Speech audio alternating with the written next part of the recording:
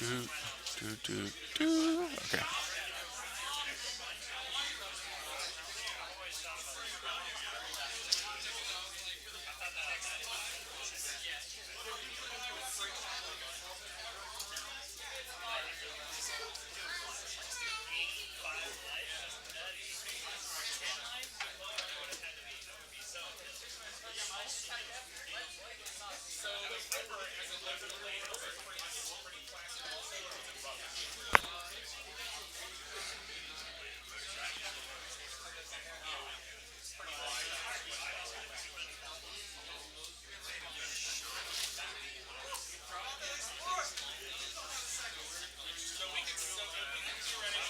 So it looks like they're shuffling. Sorry for the dead time. Um, I'm gonna see if I can't find someone else to hop on real quick.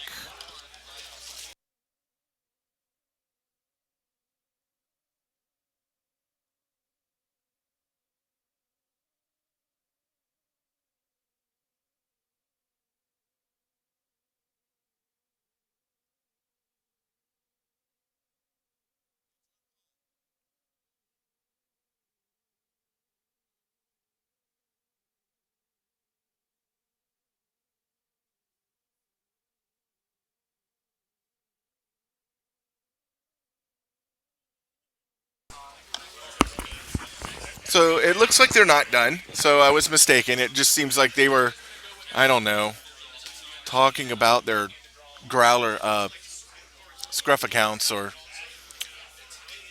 growler accounts. So it looks like John Paul Jansen is playing some kind of black red list. Grixis? I guess I'm talking loud so they can hear me. So so I guess we should update.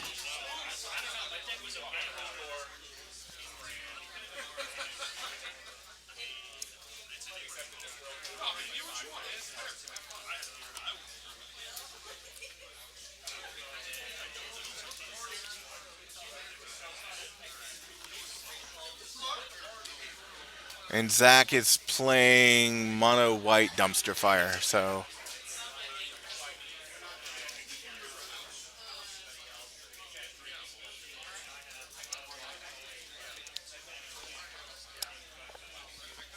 all right. So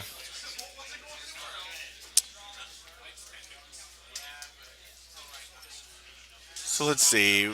John PJ led with Badlands to Lightning Bolts, targeting um, Dryad Arbor. And then Zach got to open with Leyline of Sanctity, which makes targeting him a little complicated. But he got Stone Rain for one red. So let's see what John here. Oh, okay. So we're just gonna flood the board strategy, which will have to be faster than Green White Enchantress. So let's update thing.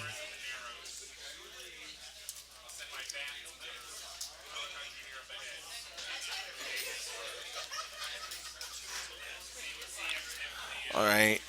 So Sterling Grove into the legendary land that produces white for each enchantment you control. So it looks like he didn't go fishing for anything. And so he's taking three. So that puts Zach at 16. Yeah. 16. And then JPJ should be at 18 from from no fetch and uh, Gitaxian Probe.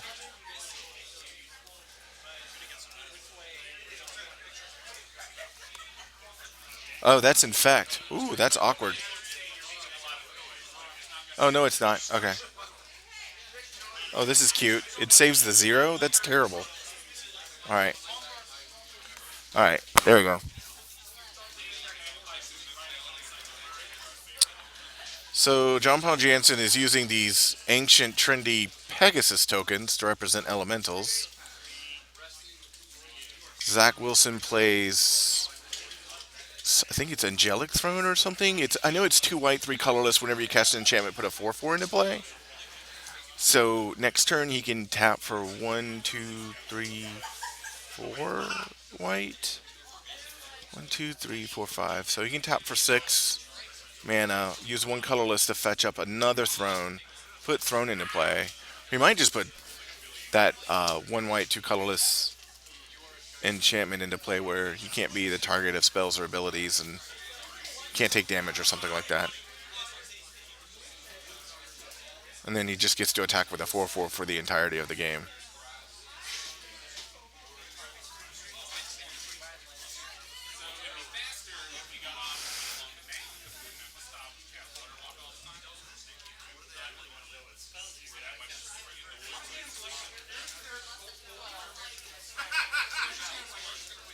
So I think John is lamenting the fact that he had a great opening hand and Zach's cards are just lining up better against him, meaning he had a turn 0 Leyline of Sanctity. So, see how many people we have, see if that's changed. Oh, we're up to 13. Yeah, 13 viewers. Sweet. Really don't know if I'm able to see the chat or if I'm view all rooms. There we go. Sweet. Tusk Vision. Oh, I guess I'm viewing it. Channel chat. Okay, cool. Boom. Y'all are just quiet today, and that's perfectly fine.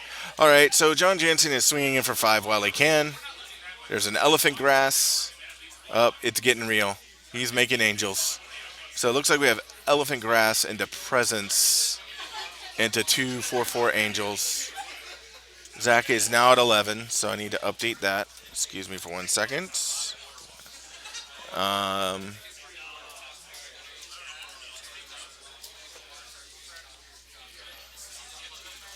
so John untaps, draws, can't see it because he likes to flick his cards real fast. Looks like he has Lightning Bolts. I actually don't know if that's the real time in the round or not. Right, so that's real time in the round. So John Paul Jansen's turn is active player, so he's turn 0.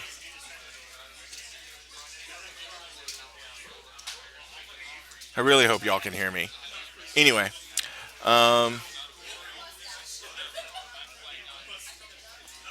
so can't tell what that red card is. It might be one. Yep. Zach is reminding him that he has to pay tax to attack. So if you're new to and excuse me while I cough. So if you're relatively new to Legacy, the deck on the left is what's called Grixis Control. Plays a lot of low cost creatures and spells, and they kind of interact in a manner like so. That's Young Pyromancer.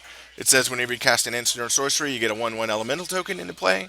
So he kind of gets like more spells for casting spells. Makes sense. Player on the right is playing green white Enchantress, and so this is basically a deck that is designed around casting enchantments, which is a permanent that remains in play.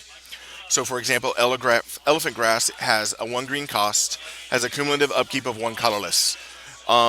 If black creatures can attack, all other creatures, those players' controllers, I think, has to pay 2 colorless or 2 of any color in order for that creature to attack. So it's kind of disrupting people's ability, John Jansen's ability to use this token strategy in order to win the game.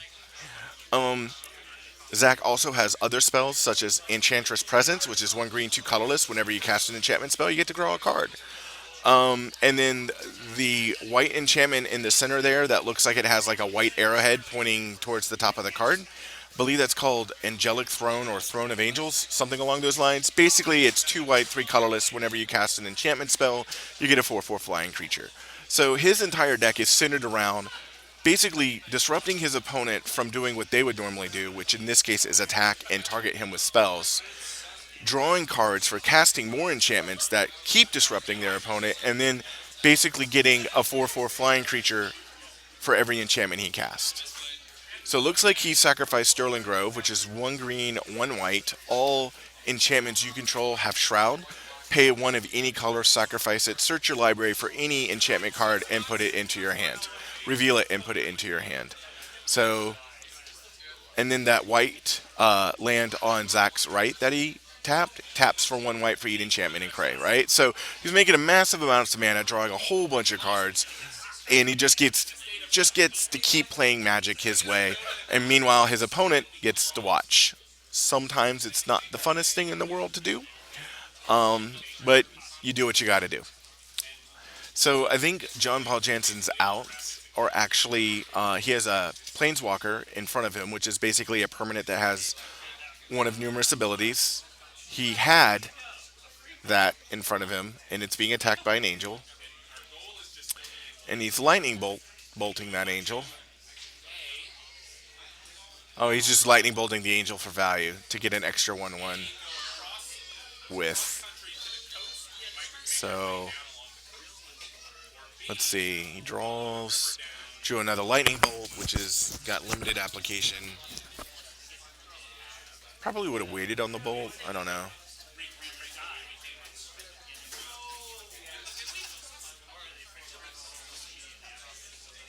So John Jansen has a spell in his hand that's 1 red and X, and he can choose a color, and he'll deal X damage to all creatures of that color. He could go for that now and deal 4, and hit both angels, and that would free up his attack for the following turn. But then he can't pay tax on the animals to attack with. Sudden Demise is the name of that card. My apologies. I'm really good at knowing what cards do. I'm not the best at remembering the names of cards. So like, what are his outs? Like his outs would be Anarchy, which I doubt he plays. I'm the only player I know that actually will sideboard Anarchy. Um,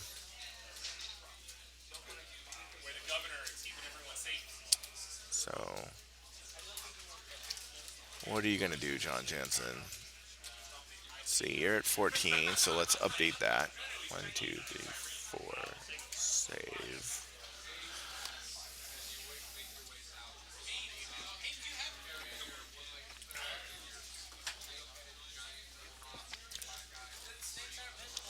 So John Jansen passed the turn.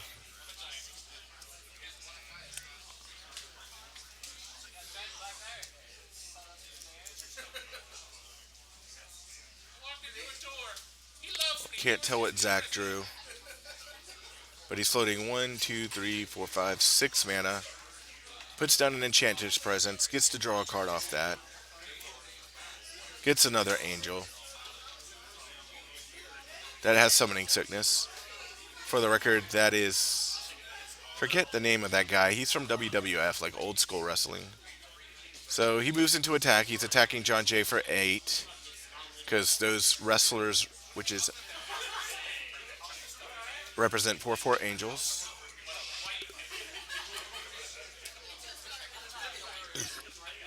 So he's going to go to 6.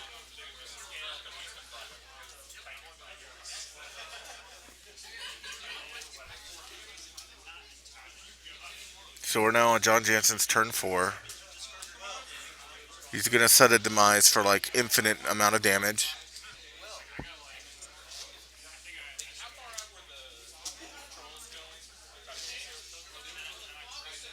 So if you don't understand the blue dice with the numbers, so once time in the round is reached, at whatever the active player is, meaning whoever's turn it is, counts as turn 0. And then from 0 to 5, you have 5 turns to complete the game. So John Jansen on his turn wiped Angels, passed it back to Zach. It's Zach's upkeep. He refusing to play.